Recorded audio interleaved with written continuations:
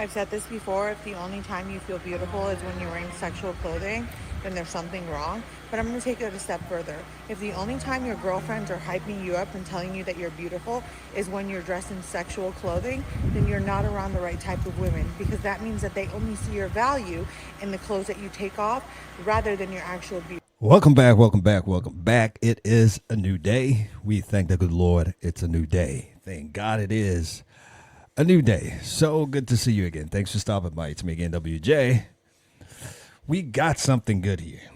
She said what she said. Who determines your worth? Who tells you what to do? Who is around you? Who are you surrounding yourself with? Who's in your circle?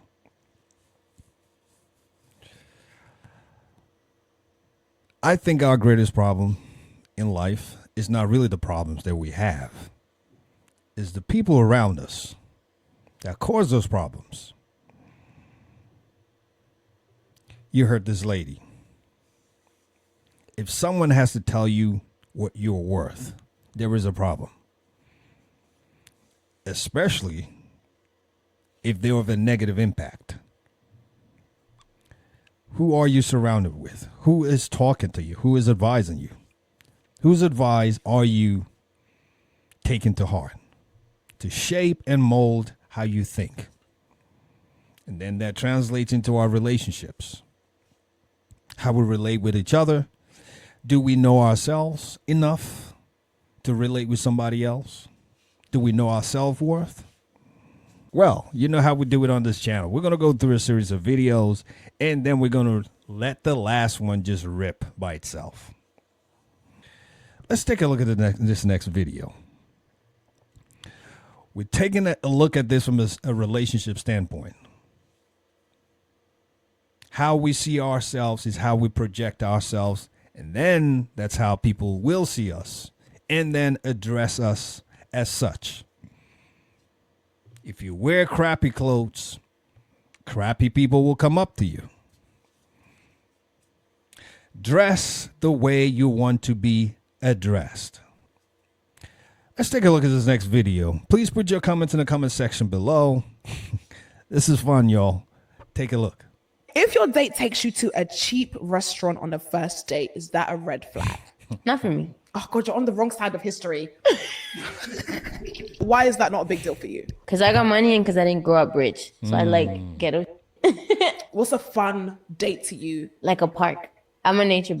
The park, I know everyone doesn't agree with this, but like take me to the park or take me to a library. I know, look at you, just the field, the river, the beach. Oh my God. So a good first date for you is walking in a park. Can it be any park? Yeah, as long as it's green, as long as I feel like I'm in nature, grass, blue sky, trees. So is it a picnic? Yeah, but like I lay out a blanket and like bring some books and hang. Your face is killing me. I'm not, and I'm with you. Like if that's beautiful. Our sister loves parks and daffodils in the park. Yeah. Let me tell you something. You're not gonna find days in London. Yeah, we've got car parks. I know. If you want to take a stroll down Stratford car park. I never dated a London man. You know what? I think you have a very good time, you know? Yeah? Because they like doing stuff like this. Library on the first date. Yeah. Walking in the park. Yeah. They love, that's there. Ooh, okay. Slide. Now tell me, what's wrong with what this lady likes? Nothing wrong. That's what she likes. But the other lady was applying pressure, making her feel like that's what she should not be liking. And I see a whole lot of that going on in men and women, especially in the relationship world. People trying to tell you what you should like, who you should go after, who you should date. Let's have a mind of our own. And that's why you find today, most people, they're looking alike, they're dressing alike, they're wearing the same thing, they're styling the same thing. In some cases, they probably even smell the same way. There is no uniqueness to anybody, and we all unique. God made us all differently, I'm not sure where all this came from, where we all have to do things the same way. If I don't like that type of a date, you shouldn't like that type of a date. And that's why we got it all messed up.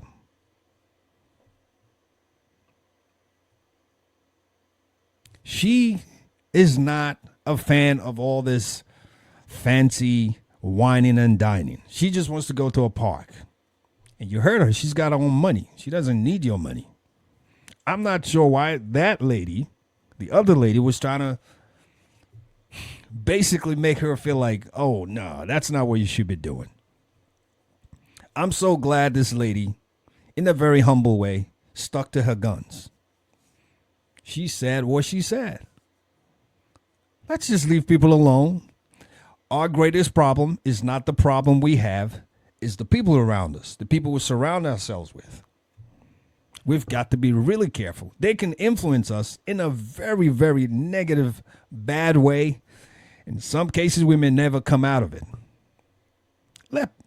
Let's not allow people to tell us how we should live our lives.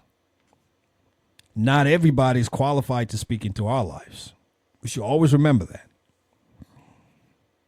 A lot of times people do it for their own selfish reasons. Whatever their selfish reasons, I don't know. Some men will tell another friend of theirs, go date this girl. That's who you should be with. Because they want to use that as an opportunity to get closer to that lady. I've seen it happen before. And we could flip it to the other side. I've seen women try to push their friend to go approach a guy. So it makes it easier for them to be in that circle, and they can have access to the guy. Let's be careful who we're listening to. Well, let's go into this next one, too. We're talking about pressure here. And people just, pressuring each other into so much fantasy. Things that are not just real, not the realities of life. Because that's who they are, and they want to impose that on you. So we have to be careful. Take a look at this, and please put your comments in the comment section below. $15,000 is not nothing. If $15,000 is nothing, why does he have to foot it all in? Because that's just him being in his masculine energy. Oh, that's what we call it. So a man is not masculine if he's not paying all the bills. Is that what you're saying? Every man out there in a third world country where you can't even barely support your whole family unless everybody's working is not masculine. That's pretty much what you're saying. I find it very disrespectful that a woman will say a man is not masculine if he doesn't support a woman. We're not talking about his wife, just a woman. Where do these people come from? Who is advising these people? Where is her daddy? Is my first question. You say $15,000 is nothing? Can you drop that right now? And if you can, how did you get it to drop it just like that? Who is talking to these people? And this is the problem. They get themselves together in her circle and they tell each other this nonsense. And they go out there and spill this crap. And they wonder why things are not going the right way. I mean, the guy he was talking to just so disgusted. And like every man, every real man should be disgusted at that. And I'm sure it's not even just men. I'm sure women will hear this. Some other women with wisdom would hear this and be so irritated. This is so repulsive. And I believe one of the reasons for this is the lack of fathers in the home. When you're not raised well, when they don't tell you life's principles, you don't grow under someone who's wiser, who can lead you and guide you and show you how life operates. This is the end product. You can tell this is not just coming from her. This is what she talks about with her circle of friends, the nonsense. They all move in the same direction. They all look for the same type of guys, type of men, and they keep doing the same things over and over and over again. And they never get the result that they think they deserve, which is that good man. Because no good man will tolerate this nonsense. This is so transactional. What is wrong with us in today's relationship mindset? Why is it so transactional? As a matter of fact, we need to call it what it is. I did a video yesterday, and this lady just kept demanding stuff, her requirements. And I said, basically, that's sophisticated prostitution. That's what it is. Let's call it what it is and stop fooling ourselves. Basically, you say, if you have all of this, you can get this. That's not what it should be about. Let's have some self-worth. Let's have self-respect. Let's be mindful of our circle. And not only should we be mindful of our circle, I think we ought to be mindful of the circle around our circle. Again, our greatest problem is not our problem. It's the people around us that bring those problems. That's what we should be mindful of. That's what needs to be eliminated. That's what needs to be changed. This is disgusting. Well, we're going to go to the last video and let her just rip and speak. And hopefully, she can speak some sense into us. And then we could take a thing or two and hopefully apply into our lives and change our perspective. She said what she said. Take a look. God made Adam a suitable helpmate. And he made that helpmate not because she's weaker, but because God has given men a capacity and a responsibility that women do not have. And we have to be honest about it. We can say he's not a man, he doesn't know how to lead, he doesn't whatever. There's still a capacity inside of him that God did not give us as women. And one of the biggest examples that I can give of that, imagine it's raining and you're in New York City. And if you've ever been to New York City or in France and it starts raining and people start selling umbrellas on the street, those $5, $10 umbrellas, they're not worth much, but they get the job done until you get home. Imagine you have that man. You have the man that gets the job done, isn't anything special, but he gets the job done. That man, no matter how little you view him, is made to handle the rain. You were not made to handle the rain, but you were made to hold up that which can handle the rain. If you didn't have that umbrella, you would come back home smelling like what you were poured on, what poured on you. When a man comes back in as that umbrella, he gets dried quickly, water repellent, it falls off of him, and no matter how equipped you thought he still was built for the rain. The difference also, some of you want that Neiman Marcus umbrella. Some of you want the wood handle. Those things are heavy.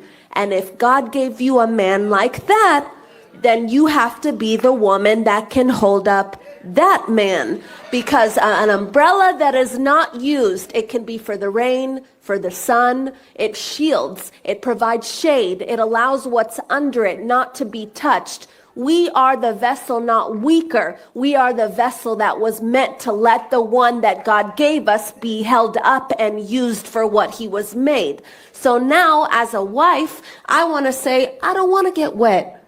I don't want to sunburn. My skin's not built for that. So instead, I'm going to let the man be who he was meant to be. And if God gave me, which he did, my man's about as heavy as this table.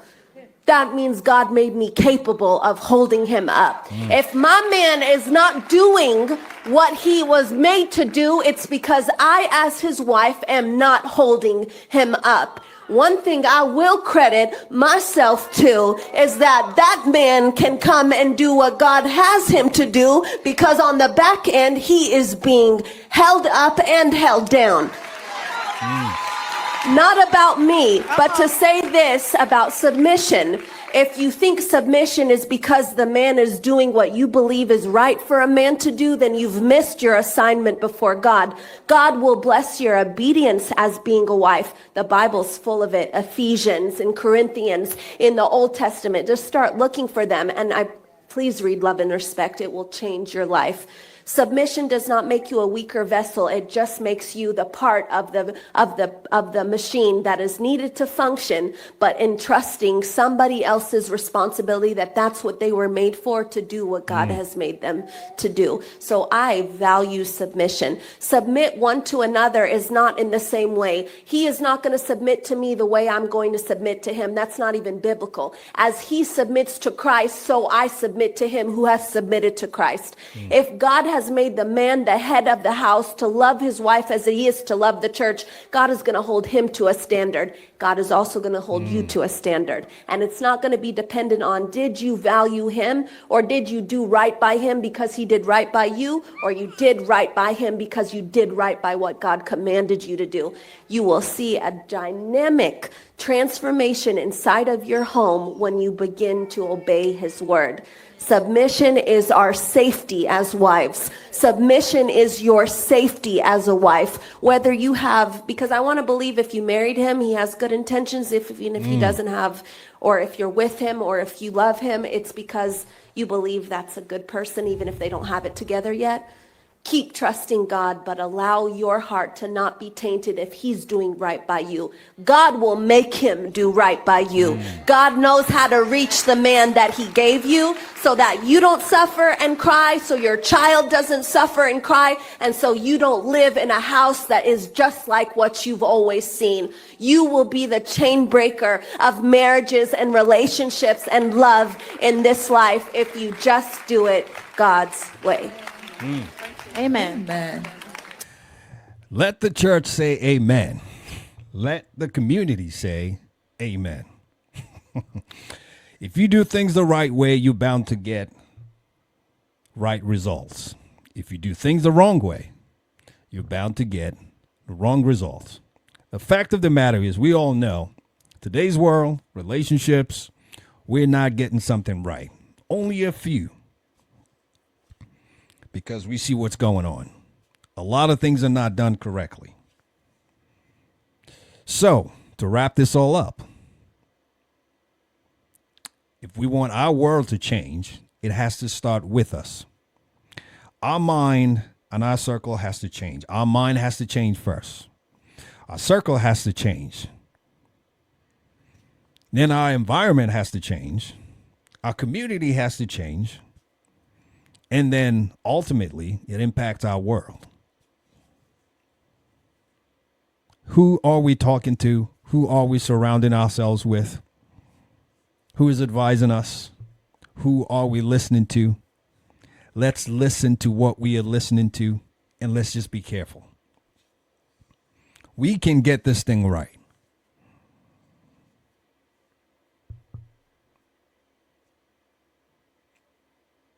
It's just a matter of time. We give into the right doctrines. We give into the right teachings. We seek out wisdom where we lack. For those that are full of wisdom, we look for those around us, submit to them, yield to them, yield to their words of wisdom. That's all we got to do, really. And let's know our self-worth. We are worth more than what anybody's saying we are. Because they didn't create us, God did.